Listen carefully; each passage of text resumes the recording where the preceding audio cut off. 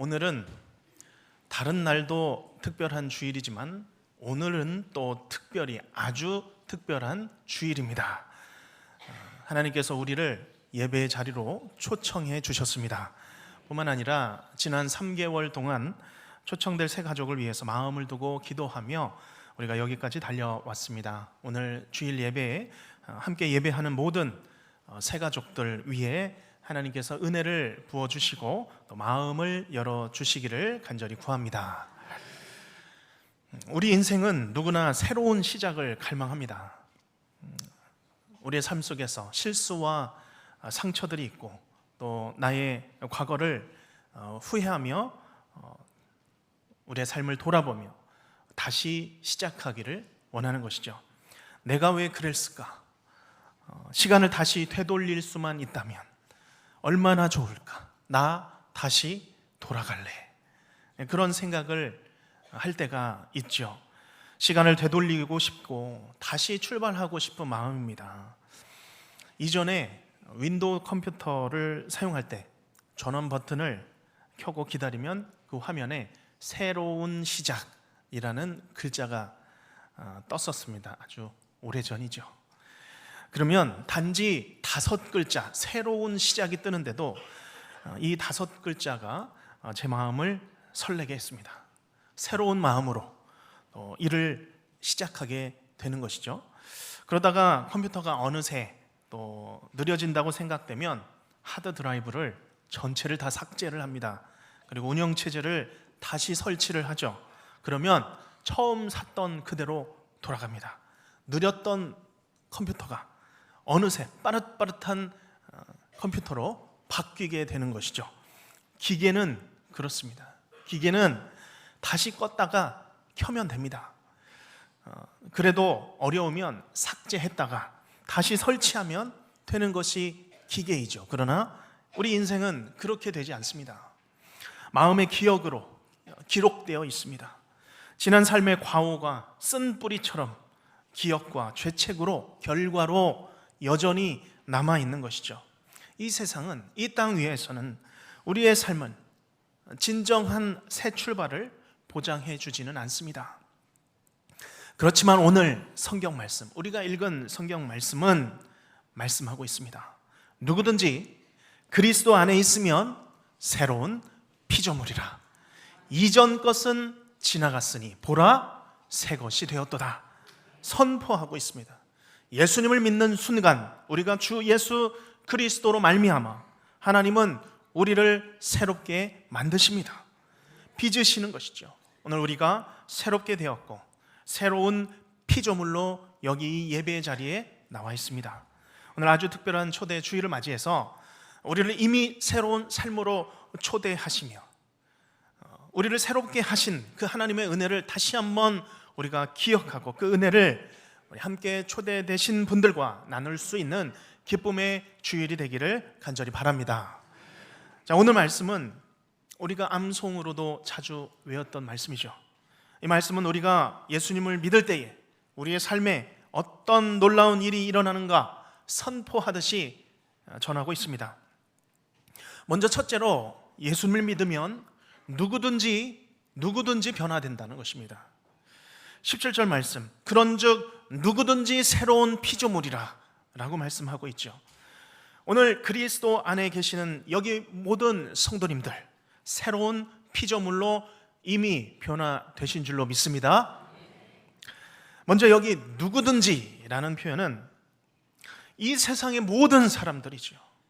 차별 없이, 구분 없이 모든 사람 누구든지입니다. 처음 교회를 이제 다니실 때 등록하시면서 이런 말씀을 하시는 분들이 간혹 계십니다. 목사님, 제가 죄가 많습니다. 죄가 많습니다. 나같이 죄가 많은데, 나같이 부족한데 제가 교회에 다닐 자격이 되겠습니까? 얼마나 솔직한 고백입니까? 이렇게 말씀하신 분들의 생각에는 이런 것이죠. 교회 다니는 분들을 보면 찬양도 잘하시고 기도도 잘하시는데 정말 신앙이 좋으셔서 아무런 죄도 짓지 않고 살아가는 것 같은데 저 같은 사람 예수님이 받아주시겠습니까? 그런 고백이죠. 그러면 제가 이런 말씀을 드립니다. 성도님, 다 똑같습니다. 다 똑같습니다. 누구든지 다 죄인이었습니다. 그러나 우리 주님 믿으면 주께서 우리 죄를 모두 용서해 주시고 우리를 의인으로 불러주십니다. 우리도 마찬가지이죠. 우리는 하나님의 자녀가 될 자격이 없던 사람들이었습니다. 그러나 우리로 예수님을 알게 하시고 예수님을 구원자로 믿게 하셔서 오늘 예배하며 찬양하며 살게 하신 것입니다. 그런데 그런 우리에게, 예수님을 믿은 구원받은 우리에게 주신 가장 큰 변화가 무엇입니까? 오늘 본문에 새로운 피조물이라, 새로운 피조물이 되었다라고 말씀합니다. 새로운 피조물이라는 것은 하나님에 의해서 새롭게 창조된 사람입니다. 단순히 이전 사람에서 조금 더 나아진 사람으로 진화된 것이 아닙니다. 헌 것에서 조금 고쳐져서 나아진 사람이 아니죠. 오직 창조주 하나님의 창조 행위가 발생하신 것입니다. 그래서 완전히 다른 새로운 피조물이라, 우리의 몸과 영혼이 새롭게 창조되었다 말씀하시는 것이죠. 이것이 주 예수를 믿음으로 일어난 사건임을 우리가 믿으시기를 바랍니다. 더 구체적으로 새로운 피조물이 어떤 의미인지 바울은 이미 고린도후서 4장 6절에서 말씀했습니다. 어떤 말씀입니까? 어두운 데에 빛이 비치라 말씀하셨던 그 하나님, 어떤 하나님입니까? 창조주 하나님이시죠. 온 세상을 말씀을 창조하신, 말씀으로 빛을 창조하신, 빛이 있으라 말씀하셨던 그 하나님께서 예수 그리스도의 얼굴에 있는 하나님의 영광을 아는 빛을 우리 마음에 비추셨느니라. 좀 복잡한 얘기 같지만 간단히 얘기하면 예수 그리스도의 빛을 우리 마음에 비춰주셨다라는 의미입니다. 바울이 지금 연결짓고 있는 것은 창세기 1장의 창조주 하나님과 복음의 하나님, 구원하신 하나님을 연결하고 있습니다. 어두운 데 빛이 있으라 말씀하신 창조의 하나님, 그 하나님께서 구원의 빛을 죄인의 심령 가운데, 우리의 심령 가운데, 우리의 인생 가운데 비춰주신 줄로 믿습니다. 우리를 덮고 있는 영적 무지의 어두움 가운데에, 절망의 삶 가운데 예수 그리스도의 빛을 비추어 주실 때에 우리가 새로운 피조물로 창조된다라는 것이죠. 그렇기 때문에 제가 믿지 않을 때나 믿을 때나 저는 변한 것이 없는 것 같습니다 라고 생각하는 것은 틀린 생각입니다. 우리는 예수님의 빛으로 분명하게 비추임을 받았습니다.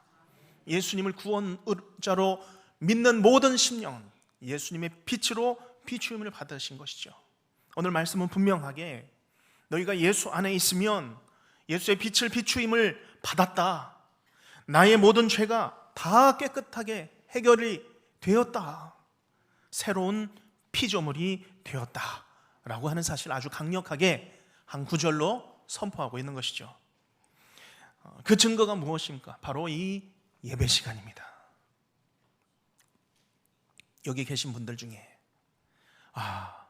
예배가 괴롭다, 못 버티겠구나, 담임 목사님 하신 말씀이 도대체 무슨 얘기인지 이해가 안 돼서 내가 참 견디기가 힘들다라고 생각하시는 분은 손을 들어 표해 주시길 바랍니다. 잠깐 이렇게 움찔하신 분들이 아무도 없으십니다. 감사합니다. 이 예배 시간 주님 앞에 나와서 말씀을 사모하고, 내가 오늘 이 주일의 예배를 통해서 하나님이 정말 한 말씀이라도 어떤 말씀을 주실까라는 그런 사모함으로 우리가 이 자리에 나와 있는 것이죠.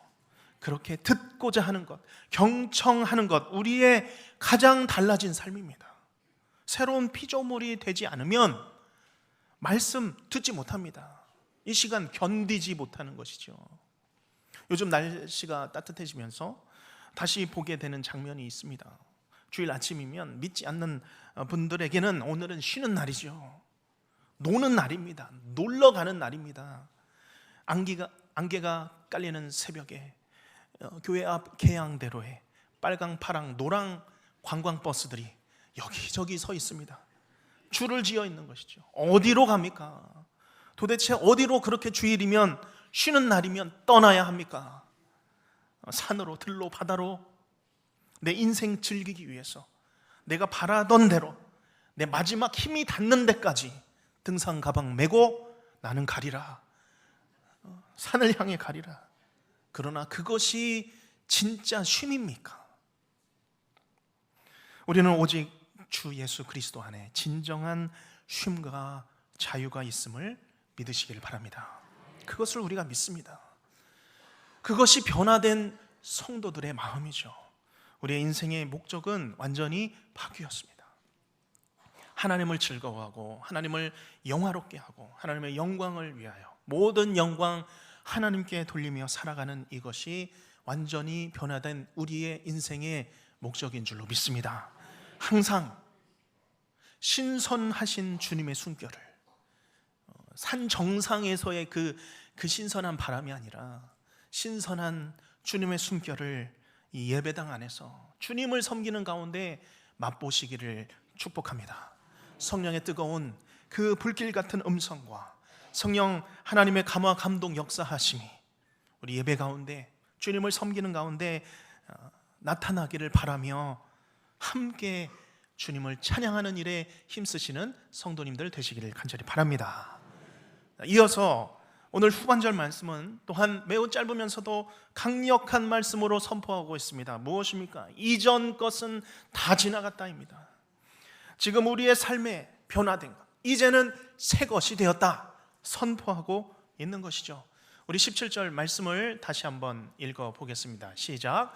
그런즉 누구든지 그리스도 안에 있으면 새로운 피조물이라. 이전 것은 지나갔으니 보라 새 것이 되었도다. 아멘. 예수님을 믿기 전에 세상과 연결되어지고 세상과 결합되어졌던 나의 옛사람, 나의 옛 성품, 기질, 죄의 노예가 된 사람 다 어디 갔습니까? 지나갔습니다. 예수 안에 있으므로 다 지나갔습니다. 단순 과거형의 표현입니다. 끝났다, 종료됐다입니다. 뒤돌아볼 필요가 없는 것이죠. 보라 새 것이 되었도다 선언하고 있습니다. 우리 함께 따라서 해보겠습니다. 보라 새 것이 되었도다. 네, 심령의 가슴에 손을 얹고 보라 새 것이 되었도다. 아멘. 나는 하나님 앞에서 새 사람 된 줄로 믿습니다. 이것이 내 영혼을 향한 선언이요, 내 인생을 향한 선언으로 확실하게 받으시기를 축복합니다. 우리가 주 안에서 새 사람이 되었습니다. 여기 보라라는 표현이죠. 이 보라라는 표현은 환호성입니다. 감탄사죠. 와, 깜짝 놀라서 갑작스럽게 발견할 때, 깜짝 놀랄 때 쓰는 표현입니다. 세상에 이럴 수가, 이것 봐, 내가 새 사람이 되었다. 이전 거 다 지나갔다. 내가 새 사람 되었다. 이 환호성, 새로운 창조의 기적을 맛본 성도만이 외칠 수 있는 감탄의 환호성입니다. 오늘도 삶의 고단함 속에서 지치고 힘겨워서 좌절감과 우울감에 빠진 성도님들 계십니까? 오늘 이 기쁨의 환호성을 내 심령을 향하여서 외치시기를 간절히 바랍니다. 나를 낙심하게 만드는 모든 사단의 권세와 악한 영들에 대하여서 외치시고 선언하시기를 바랍니다. 보라, 이전 것은 지나갔다. 내가 새 것이 되었다. 예수 안에 내가 새 사람이 되었다. 이 선포를 하시기를 바랍니다. 성경은 이렇게 내가 예수 그리스도를 믿음으로 새롭게 만들어지고 창조된, 재창조된 존재인 것을 여러 곳에서 전하고 있습니다. 그 중에 몇 구절만 보면 이렇습니다. 이사야 43장 18, 19절 말씀이죠. 18절에 제가 먼저 읽습니다. 너희는 이전 일을 기억하지 말며 옛날 일을 뭐 하지 말라고요? 생각하지 말라. 너무 생각이 많습니다. 생각하지 말라. 19절 같이 읽겠습니다. 보라, 내가 새 일을 행하리니 이제 나타낼 것이라. 너희가 그것을 알지 못하겠느냐? 반드시 내가 광야에 길을, 사막에 강을 내리니. 아멘. 이 말씀을 나에게 주신 말씀으로 받으시길 바랍니다. 광야 가운데 있습니까? 사막 가운데 있습니까? 길을 내주실 것입니다. 강을 내주실 것입니다. 하나님은 새 일을 행하시는 분이십니다. 이전 것 지나갔습니다. 창조의 하나님께서 창세기 1장에서 창조하듯이 오늘 우리의 삶을 만들어 가고 계십니다. 또한 에베소서 2장 10절 말씀입니다. 우리는 그가 무엇이라고요? 만드신 바라. 우리는 하나님이 만들어주신 존재입니다. 그 다음부터 같이 읽겠습니다. 그리스도 예수 안에서 선한 일을 위하여 지으심을 받은 자니 이 일은 하나님이 전에 예비하사 우리로 그 가운데서 행하게 하려 하심이라. 아멘. 아멘. 우리는 그가 만드신 바라. 우리가 잘 알려진 말씀이죠. 원문의 의미를 살려서 번역하면 우리는 하나님의 명품이라, 작품이라, 걸작품이라 라는 그런 뜻이죠. 우리는 하나님이 다시 창조하여 주신 하나님의 명품이요 창조의 작품인 줄로 믿으시길 바랍니다. 이제 세상 일이 아니라 무슨 일을 하든지 주님의 선한 일을 하듯이 선한 삶을 위하여 일하도록 세상에서 주를 위하여 살도록 만들어 주신 하나님의 창조물인 줄로 믿습니다. 이와 함께 우리가 반드시 기억해야 할 사실이 있습니다. 우리가 하나님의 백성으로, 하나님의 자녀로 재창조되었다, 만들어졌다라는 이 사실은 우리의 신앙 상태나 우리의 감정의 상태에 달려있는 것이 아닙니다. 우리가 이 말씀을 우리가 들었어도 지금은 확신에 찬 상태이라 할지라도 우리의 마음이 이전과 같은 상태로, 이전 상황으로, 옛사람으로 돌아간 것 같은 느낌을 받을 때가 있습니다. 이전 것은 다 지나갔다고 했는데 다시 돌아온 것 같은데, 아닌 것 같은데, 변한 것이 없는 것 같은데, 이전과 똑같은 삶인 것 같은데 라는 생각에 휩싸일 때가 있는 것이죠. 그러나 그런 생각은 우리를 속이는 생각입니다. 우리의 귀에, 우리의 마음에 속삭이는 거짓 속삭임입니다. 이것은 사단의 속임수요 마귀의 속삭임입니다. 너는 옛사람이다, 너는 아직 돌아오지 못했어 라고 우리에게 자꾸 속삭이는 것이죠. 그러나 우리는 선포하는 것입니다. 아니다, 보라, 새 사람이 되었다. 말씀에 이전 것 지나갔다, 하나님께서 말씀하셔 주셨다는 것이죠. 내가 예수의 빛을 받아서 하나님의 만드신 바가 되어서 하나님의 새 백성 자녀가 되었다라는 이 사실, 이것은 감정의 문제가 아닙니다. 부정적인 감정에 휩싸여서 우리가 주저앉을 것이 아니죠. 우리가 새롭게 된 것은 예수께서 내 안에서 일하신 결과입니다. 그래서 로마서 6장은 새롭게 된 우리에 관하여서 이렇게 다시 말씀하고 있습니다. 로마서 6장 11절 말씀인데요, 이 말씀을 우리 안에, 우리 심령 안에, 인생 안에 선포하며 같이 한번 읽어보겠습니다. 시작. 이와 같이 너희도 너희 자신을 죄에 대하여는 죽은 자요 그리스도 예수 안에서 하나님께 대하여는, 아멘, 하나님께 대하여는 우리는 어떤 사람입니까? 살아있는 사람, 산자로 여길지어다. 여기서 나 자신을 죄로 죽은 자로 여기라라고 말합니다. 죄로 죽었다라는 표현은 내가 없어졌다라는 표현이 아닙니다. 여전히 나는 있지 않습니까? 이것은 죄와의 연결이 끊어졌다라는 것입니다. 죄와 또한 나의 악한 일들과 하나님을 거스르는 일들과 그 관계가, 그 교통이 다 끊어졌다입니다. 그리고 이제는 하나님과 연결되었다는 것이죠. 예수님을 통하여서 우리는 하나님과 다시 연결이 되었습니다. 그렇기 때문에 이제는 예수 안에서 살아있는 자요 영원한 생명을 얻은 성도들인 줄로 믿습니다. 그렇게 여기시기를 바랍니다. 그렇게 인정하는 것이죠. 이전에 내가 평가하던 내가 죽었습니다.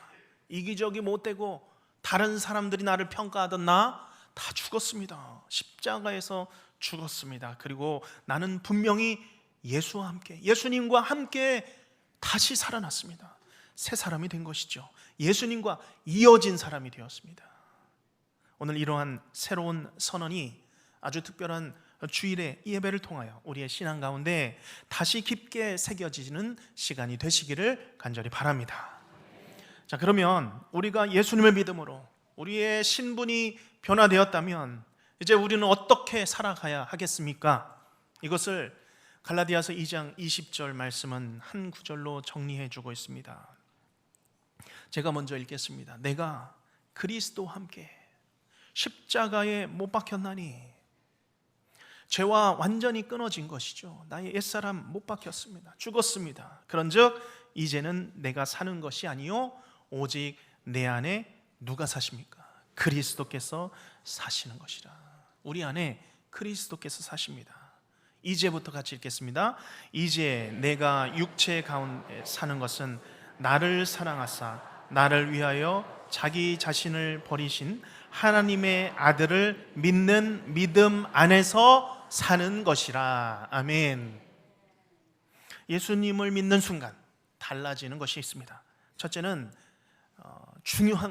가장 중요한 것은 나 중심의 인생에서 예수님 중심의 인생으로 바뀌는 것이죠. 그런즉 이제는 내가 사는 것이 아니요 나의 옛사람 다 끊어졌습니다. 그리고 오직 내 안에 그리스도께서 사시는 것이라. 인생의 주인이 바뀐 것이죠. 그렇기에 이제 나는 내가 사는 동안 어떻게 살아야 될까요? 어떻게 살게 됩니까? 내 안에서, 나에게서 예수님이 보여야 합니다. 예수님이 나에게서 보여야 합니다. 어렵지요. 그러나 그것이 진짜 변화된 성도입니다. 사람들이 나를 만나고 나면 그 사람은 꼭 예수님 같은 사람이다. 예수님 닮은 사람이다. 그 사람 행동하는 것 보니까 꼭 예수님 같다. 그 사람 앉아있다 나가니까 꼭 예수님이 앉아 계시다가 나가시는 것 같다.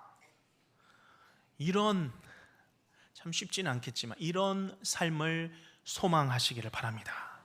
그렇게 사시기를 바랍니다.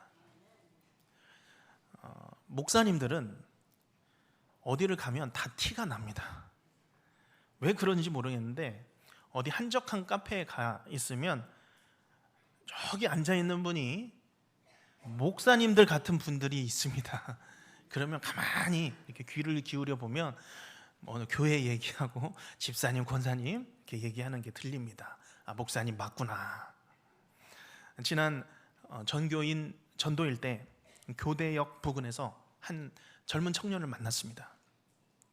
아주 특별한 초대가 우리가 있어서 이번 주일에 한번 와보면 좋겠다라는 그런 이야기를 하면서 말을 걸었습니다. 그랬더니 청년이 굉장히 너무 좋은 인상으로 저 교회 다닙니다 그러면서 대답을 해준 거죠. 그래서 그래요, 그러면 믿음 생활 잘하고 교회 열심히 잘 다니세요 하는데 저에게 이게 물어보는 거예요.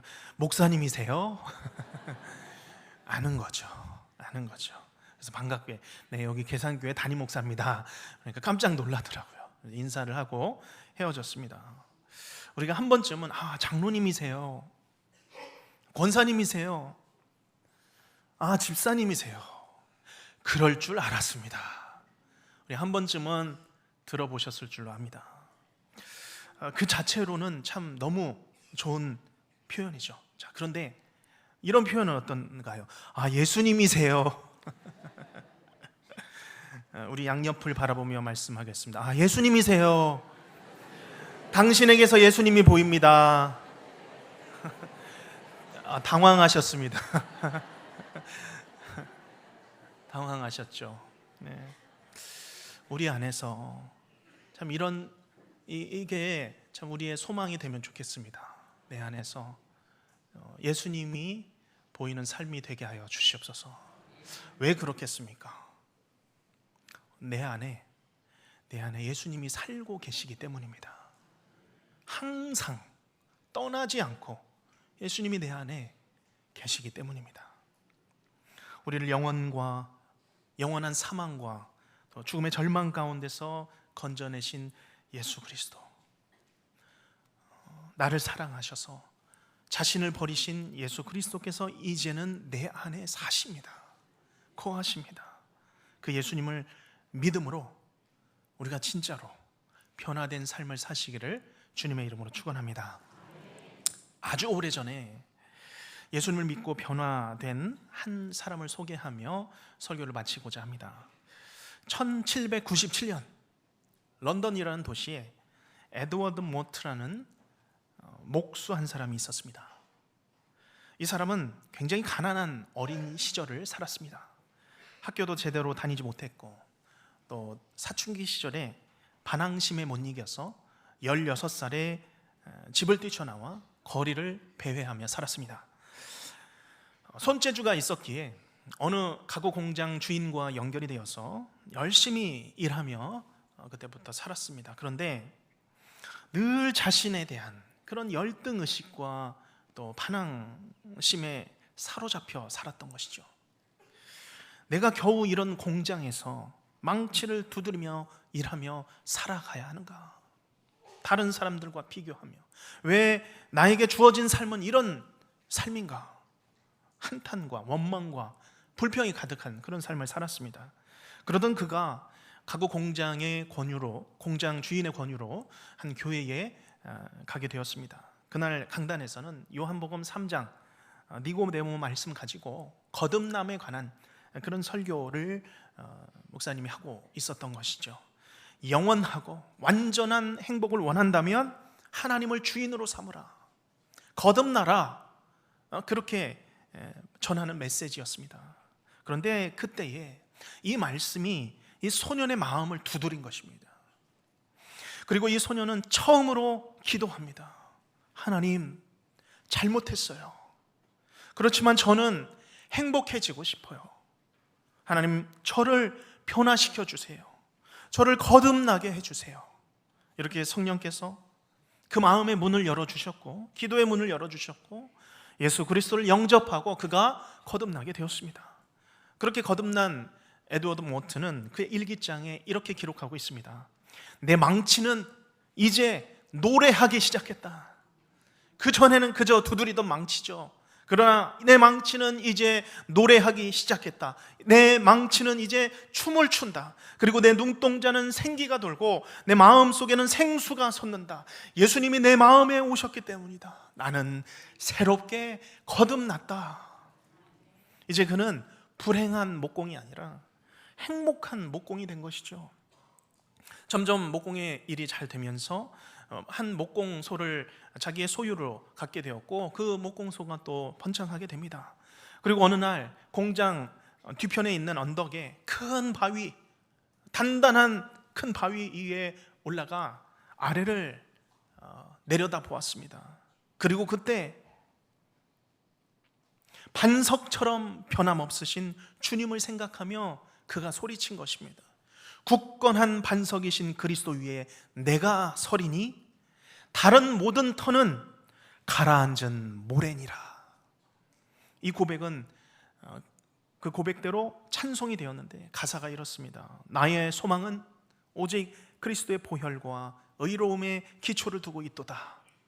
나 감히 세상의 달콤한 구조물에 의지하지 않고 전적으로 예수의 이름만 의지하도다. 굳건한 반석이신 그리스도 위에 내가 서리니 다른 모든 터는 가라앉은 모래라, 흩어진 모래라 고백한 것이죠. 찬송가 488장 이 몸의 소망 무언가 라는 찬송가입니다. 그리고 그가 55세가 되던 해에 자신의 모든 전 재산을 들여서 교회를 짓습니다. 그리고 신학교에 들어가 목사 안수를 받고 복음을 전하는 삶을 살았습니다. 오늘 고린도 후서 5장 17절 말씀, 우리가 예수님을 믿으면 어떻게 되는지 분명하게 말씀하고 있습니다. 그런즉 누구든지 그리스도 안에 있으면 새로운 피조물이라. 이전 것은 지나갔으니 와 보라 새 것이 되었도다. 새 삶을 살아갑니다. 행복한 목공으로, 행복한 일터 선교사로 살아갈 수 있는 것이죠. 오늘 이 말씀이 우리 모든 성도님들의 심령에 철필로 새겨지시기를 간절히 바랍니다. 그래서 결코 흔들리지 않는 변화된 삶으로, 새 사람으로 예수님을 보여줄 수 있는 삶으로 사시기를 주님의 이름으로 축원합니다. 기도하겠습니다.